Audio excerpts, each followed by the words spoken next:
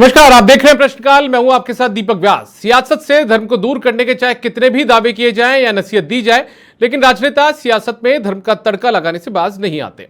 आज राजस्थान में भी ऐसा ही कुछ हुआ है। कांग्रेस की राष्ट्रीय महासचिव प्रियंका गांधी राजस्थान दौरे पर आई। बीजेपी पर धर्म के नाम पर राजनीति करने का आरोप भी लगाया। लेकिन मजे की बात यह है कि प्रियंका गांधी ने खुद अपने भाषण की शुरुआत गायत्री मंत्र से की। ऐसे में चर्चा आज इसी मुद्दे पर करेंगे कि क्या बिना धर्म सियासत संभव नहीं है। चर्चा की शुरुआत करें उससे पहले आपको सुनवाते हैं कि आखिर क्या कुछ आरोप बीजेपी पर प्रियंका गांधी ने लगाए हैं। आप ही कह रहे हैं धर्म पे आधारित राजनीति कर रही है भाजपा। तो ये धर्म के आधारित राजनीति होती क्या है? क्योंकि देखो, धार्मिक तो हम सब हैं, आप हो, मैं हूं, सब है ना, मेरी बहनें, आप सब धार्मिक हैं, सब पूजा करती हैं। और आप सब नहीं तो जितने भी धर्म हैं हमारे देश में, उनके जितने भी मानने वाले लोग हैं वो सब धार्मिक हैं। हम हिंदुस्तानी हैं, हम सब धार्मिक हैं, चाहे हिंदू हो, मुसलमान हो, जैन हो, बौद्ध हो, दिल में धर्म है और सबकी आस्था है और सब उस आस्था को दिल में मानते हैं और अपने बच्चों को सिखाते हैं। कोई ऐसा धर्म है जो आपको सिखाता है कि एक दूसरों को मार काटो? और इसी मुद्दे पर चर्चा करेंगे। हमारे साथ में दो खास मेहमान भी जुड़ चुके हैं, उनका तारुफ आपसे करवा देते हैं। अटल खंडेलवाल जी, जो कि बीजेपी के प्रवक्ता हैं, साथ में हमारे साथ में जुड़ चुके हैं अनूप ठाकुर जी, जो कि कांग्रेस पार्टी के प्रवक्ता। आप दोनों का बहुत स्वागत है। अनूप जी, सबसे पहले चर्चा की शुरुआत मैं आप ही से करना चाहूंगा। सर, प्रियंका गांधी कहती है कि कांग्रेस जो है वो धर्म की राजनीति नहीं करती, लेकिन बीजेपी धर्म की राजनीति करती है। लेकिन जब प्रियंका गांधी जाती हैं तो गायत्री मंत्र का जाप भी करती हैं और हवन करते हुए भी तस्वीरें सामने आती हैं, और साथ में वहां के जो लोक देवता होते हैं उनके जयकारे भी वो लगवाती हैं। तो धर्म से तो कांग्रेस भी दूर नहीं है सर। धर्म की राजनीति करने का तात्पर्य यह है कि जब जब चुनाव आते हैं, कर्नाटक में जब चुनाव आया, आपने देखा कि हनुमान जी के नाम का इस्तेमाल देश के प्रधानमंत्री माननीय नरेंद्र मोदी जी ने भी किया कि जय बजरंगबली बोलो और बटन दबाओ। लेकिन वहां हुआ पलट, हनुमान जी ने घोटा घुमाया और भाजपा के ही सिर पे लगाया। मैं तो सिर्फ इतना सा कहना चाहता हूं, अभी भी यहां आ रहे योगी जी कहते हैं मैं निमंत्रण देने आया हूं, मैं नोता देने आया हूं, मंदिर के लिए बुलाने आया हूं। अरे तारीख बताइए कि आपने किस तारीख में रोजगार दिए, तारीख बताइए कि आपने गरीब के हित की कौन सी बात की, तारीख बताइए कि आपने महंगाई पे कब अंकुश लगाने का निश्चय किया। और मैं तो ये कहता हूँ विषय पे चर्चा होनी चाहिए।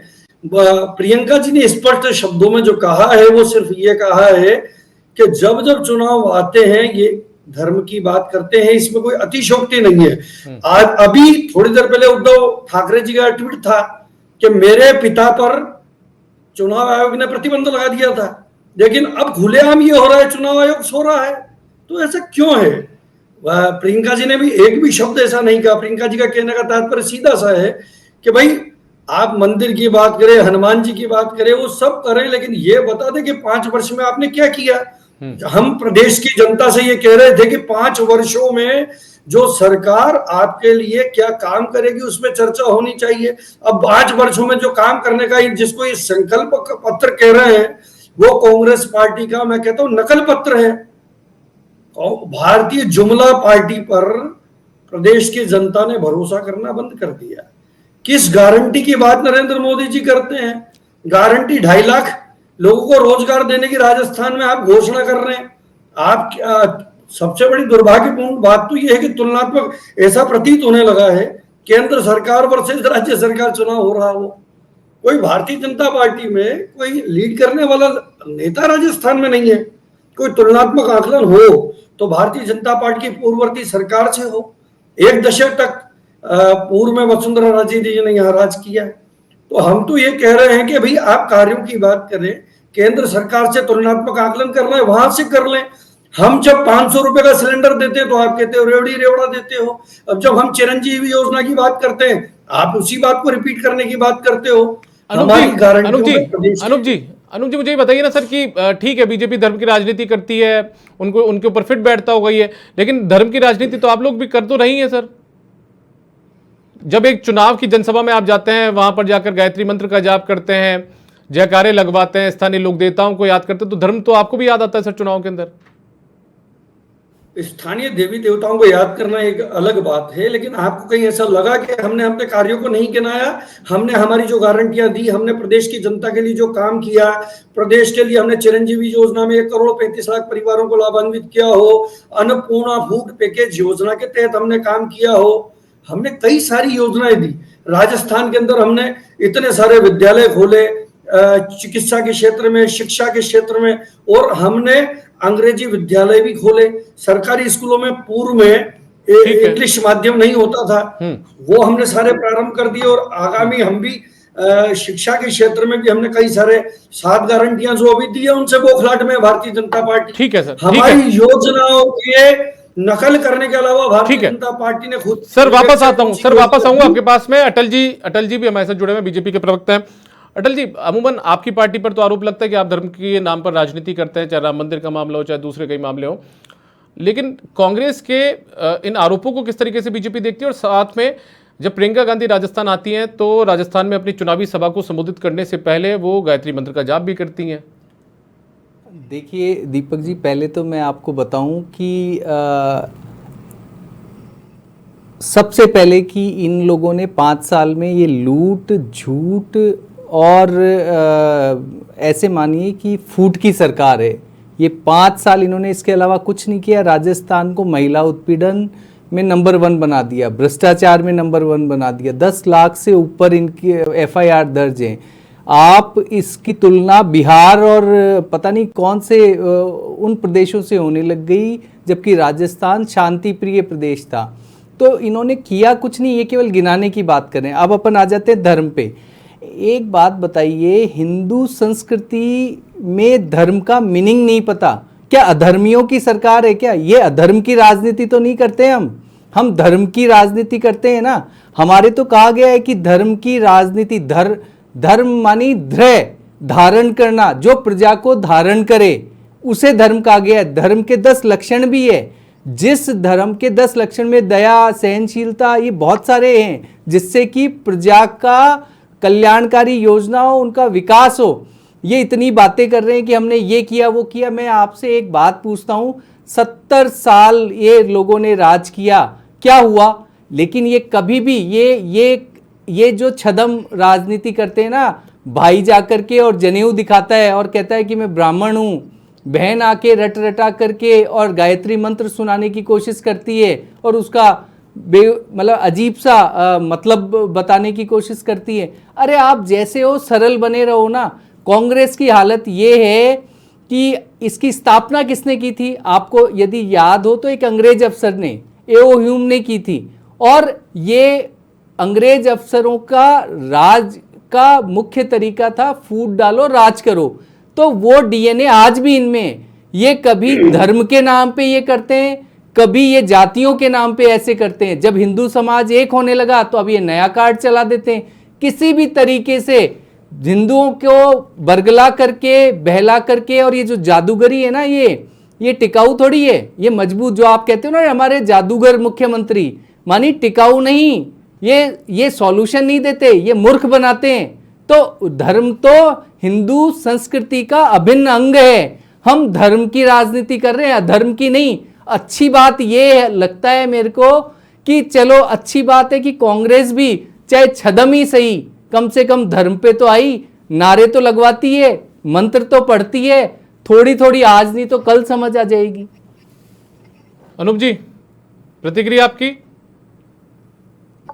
मेरे साथी ने बात प्रारंभ की 1885 से कांग्रेस की स्थापना पे आपने चर्चा की। मैं आपसे पूछना चाहता हूं, अगर जब देश की आजादी के प्रश्न पे अगर आप आ गए हैं, इतने पुराना आपने बैक रिकॉर्ड देख लिया है, तो उस समय पे आपके पार्टी का और पार्टी के नेताओं का किस ओर रुख था?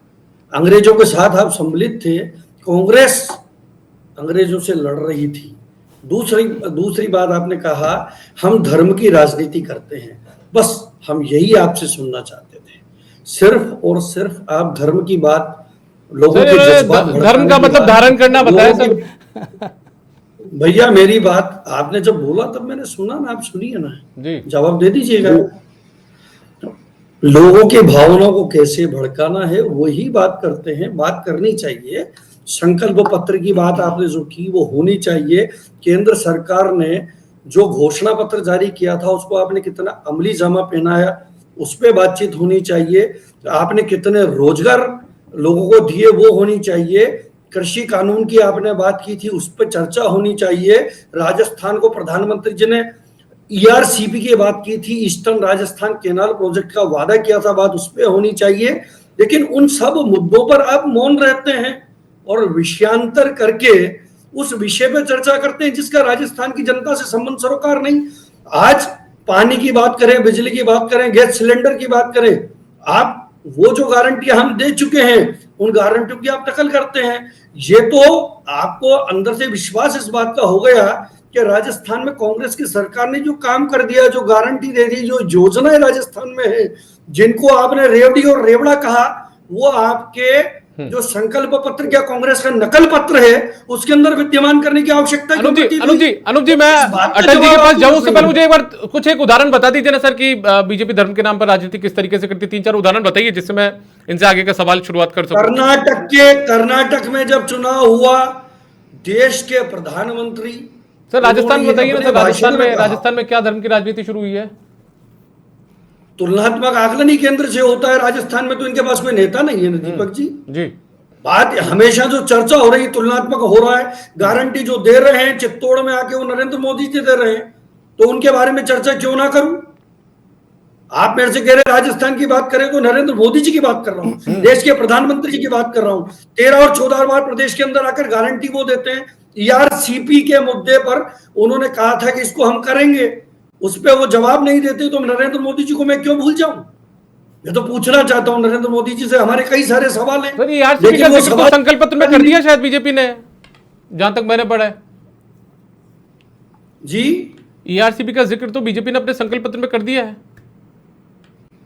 लेकिन एक बार किसी भी मंच से 13 या 14 बार राजस्थान में नरेंद्र मोदी जी आ गए। अभी जब आपकी ही सरकार है तो अभी क्या तकलीफ आ गई थी आपको करने में? हम तो सब तरह से तैयार है। राजस्थान ने ईआरसीपी के लिए 14,000 करोड़ रुपए की स्वीकृति विधानसभा में दे दी, लेकिन उन मुद्दों पर ये कोई चर्चा नहीं करते। लगातार 14 बार राजस्थान के अंदर मोदी जी आ गए। और आपने धर्म की बात की तो कर्नाटक में नरेंद्र मोदी जी ने कहा कि बटन दबाइए हनुमान जी का नाम लेके। अरे ये कौन सी बात है? देश के प्रधानमंत्री को शोभा देता है इन बातों को? इस तरह की बात देश के प्रधानमंत्री को करनी चाहिए? नहीं करनी चाहिए। लेकिन आप उन बातों पर कोई चर्चा नहीं करना चाहते। आपने कहा था हम रोजगार देंगे, रोजगार की बात गौण हो गई। आपने महंगाई की बात की थी, कृषि कानूनों की बात की थी, 3 कृषि कानून ले आए। जब किसान, इतने सारे किसानों को मौत के घाट उतरना पड़ा। अटल जी जवाब देने को तैयार है, एक बार उनसे जवाब ले लेते हैं। अटल जी, बुनियादी जो मुद्दे उन पर आप लोग चर्चा नहीं करते हैं, धर्म के नाम पर चर्चा करते हैं। कर्नाटक का बार बार जिक्र कांग्रेस पार्टी करती है। हनुमान जी बजरंगबली को आप लोगों ने याद किया, लेकिन आप लोगों का साथ बजरंगबली ने नहीं दिया। देखिए साहब, हम तो हमारी हर शुरुआत, हर छोटी से लेकर बड़ी शुरुआत भगवान को धारण करके ही करते हैं, मंदिर से करते हैं, उनका नाम लेके करते हैं। ये हम तो कहते हैं ना, हम तो राम मंदिर की भी बात करते थे। हम तो कश्मीर, आप देखिए ना, आप उदाहरण देखिए आप, कि हमने कहा था ना कि कश्मीर से 370 हटाएंगे। हमने वहाँ पलायनवादी हालत तो नहीं की। हमने पंजाब में भिंडरवाला को किसने शुरू में प्रश्रय दिया था, आप याद करो। और उसके बाद में पंजाब में आतंकवाद कैसे फैला और किस तरीके से सिखों का नरसंहार हुआ, ये किसके राज में हुआ? तो ये कश्मीर में क्यों हिंदुओं को इतना छोड़ करके भागना पड़ा रातों रात, किसके राज में हुआ? ये बातें नहीं करेंगे। ये बहुत चालाक हैं इस कारण से, क्योंकि ये डिवाइड एंड रूल की राजनीति करते हैं। हम तो कह रहे हैं कि हम धर्म के साथ हमारे देश को राष्ट्र प्रथम की भावना से पूरे विश्व में स्थापित करना चाहते हैं। और हम पूजा पद्धतियों नहीं, ये जो धर्म की बात करते हैं, ये पूजा पद्धति, भाषा, क्षेत्र, इसमें डिवाइड करते हैं, जाति में डिवाइड करते हैं। हर बार देख लीजिए इन्होंने क्या किया। अगर ऐसा नहीं किया होता तो आज ये गरीब करते हैं। इतने गरीब कैसे रह गए? इतने साल इनकी सरकारें रही, वो गरीब कैसे रह गए? वो किसान इस हालत में कैसे आए भारत के? मैं पूछना चाहता हूं कि आज इनको इतनी बड़ी बड़ी बातें आ रही है, कैसे इन्होंने, ये इनके ही मंत्री, और आप जानते हैं नाम भी जानते हैं। उन्होंने कहा इस देश की संपत्ति का पहला अधिकार अल्पसंख्यकों का है। क्यों भाई, गरीब का क्यों नहीं है? आप बोलते ना कि इस देश की संपत्ति का अधिकार गरीबों का है, किसानों का है, कुछ बोलते, आज क्यों याद आ रही है ये बातें? तो राजनीति, आप जो आज ये विषय लाए हो, ये धर्म की राजनीति इन्हीं की नेता है ना, वो जाती है ना, वायनाड इनके नेता जाते हैं, वो क्रॉस का चिन्ह लगाते हैं और कहीं पर जाकर के वो मटन बनाते हैं और कहीं जाकर जनेऊ धारण करके और कहते हैं मैं ब्राह्मण हूं। क्या जरूरत है उनको ऐसी बातें करने की? अरे आप तो नहीं करते तो मत करो ना। हम तो बोलते हैं हम धर्म के साथ इस देश को राष्ट्र प्रथम की भावना से स्थापित करना चाहते हैं विश्व में। बोलो आप क्या कहोगे? आप मुद्दों से भटकाते हो, आप टिटबिट से इधर उधर करते हो। हमास इजराइल में आप हमास की तरफदारी करते हो। आपकी संकीर्ण मानसिकता है जिसके कारण ये देश इस स्थिति में आ गया और हमको खड़ा होना पड़ा और बोलना पड़ा। आज तक तो हम चुप थे, अब हम इनकी किसी भी छदम राजनीति, डिवाइड, इस सब को पर्दाफाश करेंगे और बोलेंगे भी। अनुज जी कुछ बोलना चाहिए? करने की ताकत, दीपक जी मैं बता दूं, बिल्कुल कांग्रेस में वो क्षमता है। डिवाइड करते हैं हम पाकिस्तान को, दो टुकड़े करते हैं हम पाकिस्तान के, ये बात करते हैं चीन को लाल आंख दिखाने की, और हमारी नेता इंदिरा गांधी जी ने पाकिस्तान के दो टुकड़े कर दिए थे। सिर्फ बात कर सकते हैं, 370 की बात कर लेंगे, वो कर लेंगे, लेकिन किसी देश की तरफ आंख उठा के देखने की हिम्मत नहीं बची। चीन आपके अंदर घुस जाता है और आप कुछ कह नहीं पाते, अपनी शर्म से नजरें नीची कर लेते हो, और ये खुद कह रहे धर्म की राजनीति करेंगे। क्यों विकास की बात नहीं करेंगे? क्यों गरीब की बात नहीं करेंगे? ये युद्ध हुआ था तब कौन था शासन जिसने चीन को 20,000 किलोमीटर दे दिया? क्यों चिकित्सा की बात नहीं करेंगे?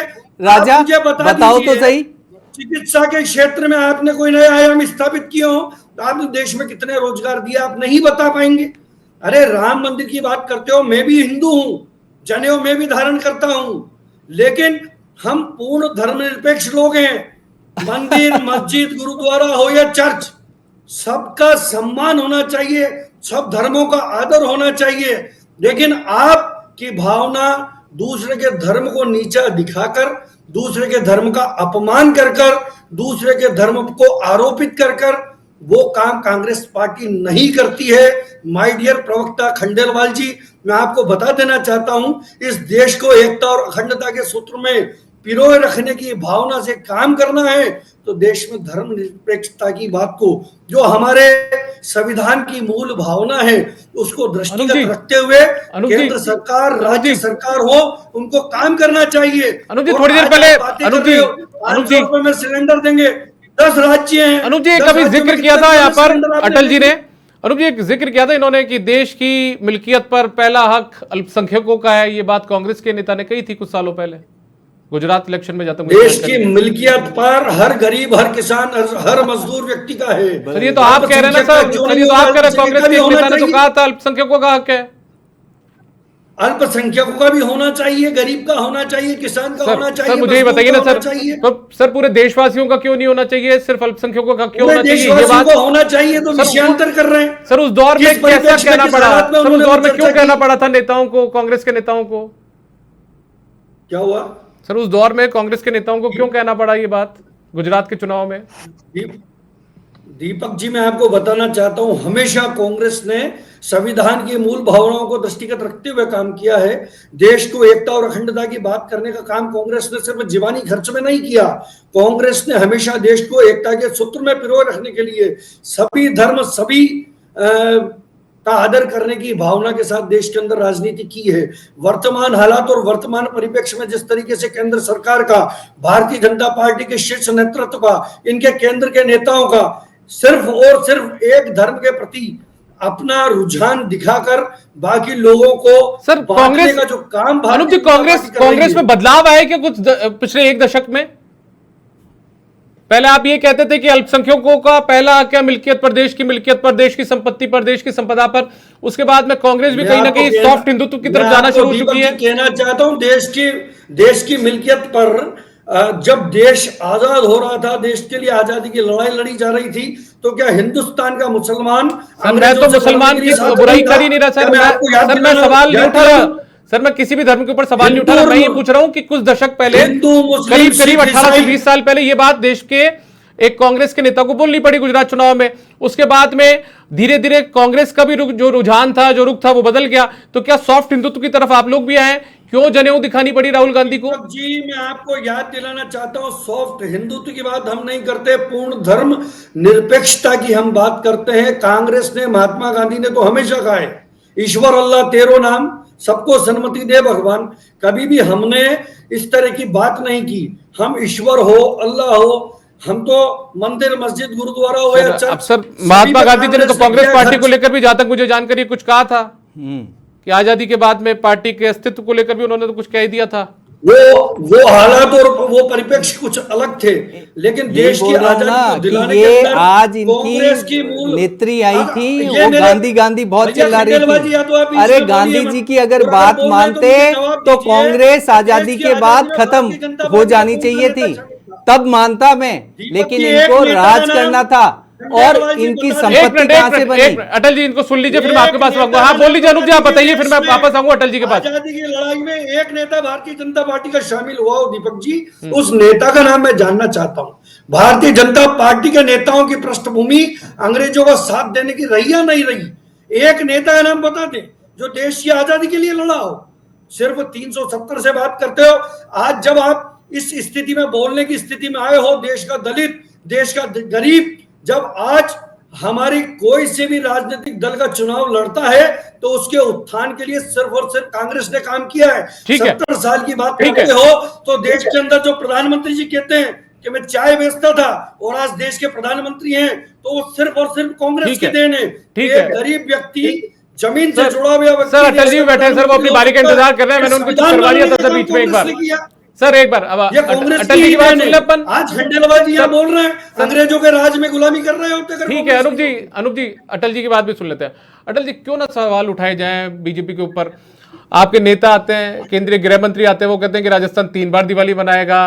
एक दिवाली जब दिवाली होगी तब मनेगी, दूसरी कमल का फूल जब खिलेगा यानी कि जब परिणाम आ जाएंगे तब मनाई जाएगी, और तीसरी दिवाली जिस दिन राम मंदिर की प्राण प्रतिष्ठा होगी।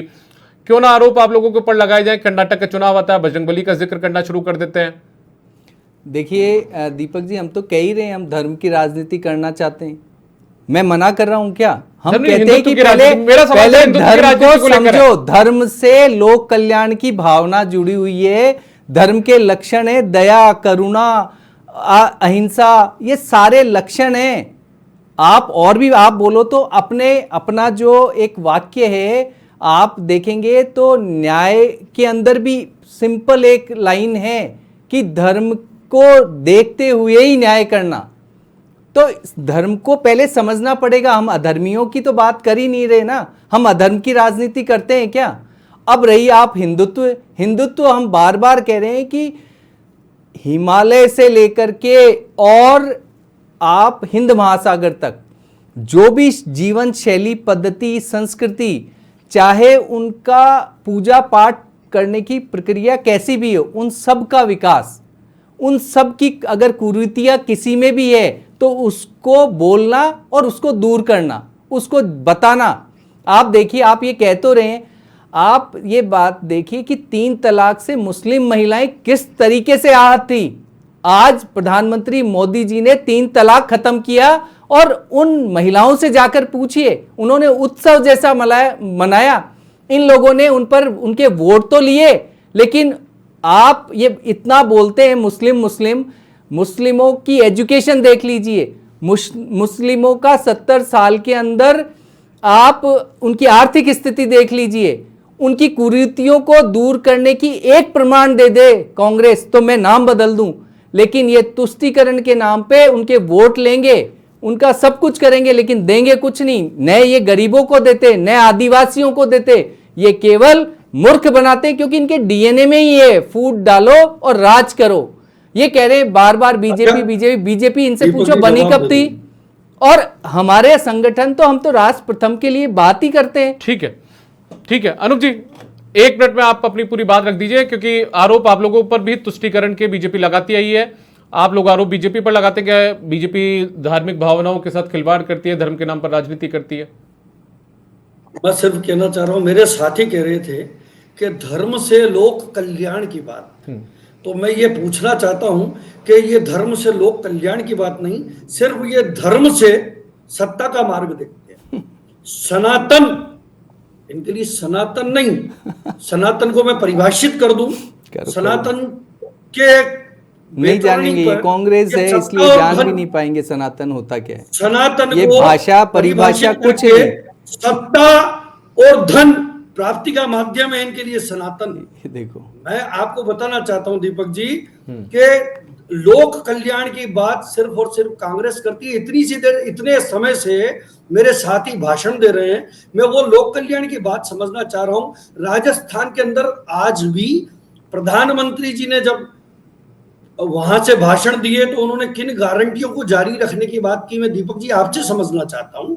उन्होंने क्या कहा कि कांग्रेस ने जो राजस्थान सरकार ने गारंटी दे रखी है, हम उनको अनवरत जारी रखेंगे। ठीक है, ये प्रधानमंत्री, ठीक है, रुक जी, मेरे पास समय की कमी है सर। सर मेरे पास समय की कमी है। मैं आखिरी टिप्पणी अटल जी की जानना चाहता हूं यहाँ पर। अटल जी, आपकी आखिरी टिप्पणी 1 मिनट। राजस्थान को, देश को, गरीब देखो को, लोक कल्याण दीपक जी, गारंटी वही लोग दे सकते हैं जिनकी खुद की गारंटी हो। कांग्रेस जाने वाली है, कांग्रेस की गारंटी सिर्फ लोगों को मूर्ख बनाना और इसके अलावा कुछ भी नहीं है। लोग जागरूक हो चुके हैं राजस्थान के, वो अब इस प्रदेश में सुशासन चाहते हैं। ये प्रदेश को लुटने नहीं दिया जाएगा, न इस प्रदेश में गुंडागर्दी और महिला उत्पीड़न चलेगा। और प्रधानमंत्री जी जो गारंटी की बात करते हैं वो ताकतवर गारंटी है। हमने कहा 370 हटाएंगे तो 370 हटा, राम मंदिर बनाएंगे तो राम मंदिर पे फिर दिवाली बनाना 22 जनवरी को। ये पूरा देश राम मंदिर को चलिए ढोल नगाड़े के साथ। बहुत शुक्रिया अटल खंडेलवाल जी, अनूप ठाकुर जी, आप दोनों हमारे साथ इस चर्चा में शामिल हुए, शरीक हुए। तो कुल मिलाकर भले कितने ही दावे किए जाएं, दलीलें दी जाएं कि धर्म से राजनीति को, सियासत को नहीं जोड़ा जाएगा, लेकिन सियासत के अंदर धर्म का तड़का लगाना राजनेताओं के लिए, सियासतदानों के लिए लाजमी हो जाता है, क्योंकि उसके बिना वोट नहीं मिलते हैं। फिलहाल प्रश्नकाल में आज के लिए इतना ही, इजाजत दीजिए, नमस्कार।